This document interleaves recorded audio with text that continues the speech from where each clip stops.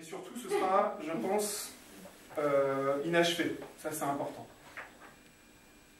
En 5 jours, vous n'avez pas le temps d'aller plus loin que l'esquisse.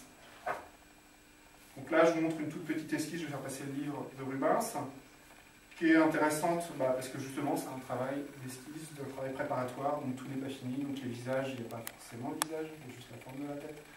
Les bras, les jambes ne sont pas forcément finis. Des fois, il manque un morceau. Pour lui, le travail, c'était positionner simplement les différents personnages dans l'espace du tableau, savoir où ils allaient être, quelle allait être la position du corps, etc. Donc c'était vraiment pas le but de venir faire des détails. Et en même temps, quand on le regarde, il reste déjà quelque chose de très plastique, de très agréable à regarder. Bon, c'est Rubens, on est d'accord, il s'est dessiné, mais voilà, l'inachevé dans les œuvres d'art, ça a existé et c'est quelque chose qui a été fait intentionnellement par moment. Là, c'est parce que c'est un travail préparatoire qu'on ne doit normalement pas voir, mais qu'on voit parce que c'est un grand peintre et qu'on a gardé tous ses carnets, etc. Mais par exemple, les impressionnistes se sont beaucoup fait reprocher d'avoir laissé la toile brute ou nue derrière la peinture. C'est-à-dire qu'on voyait la toile derrière ce qu'ils peignaient. Tout n'était pas recouvert.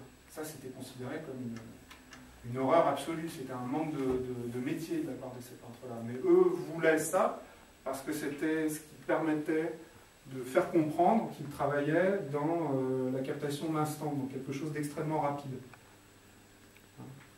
Monet se mettait avec 8-10 toiles dans un champ, devant des meules de foin, et puis le soleil changeait toutes les demi-heures ou toutes les heures, et à chaque fois il changeait de toile. Et il revenait le lendemain. Donc il était vraiment dans l'idée de capter l'effet lumineux d'un instant.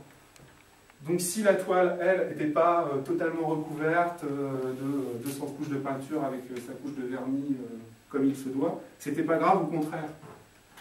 C'était un travail fait dans l'instant, rapidement. Vous, c'est aussi ce que vous allez faire. Donc l'inachevé, pour vous, il est intéressant. Si le personnage que vous allez vous dessiner, il n'a pas forcément toutes ses jambes, tous ses bras, ou son sourire, ou ses yeux, ou ses cheveux, c'est pas grave. D'accord ?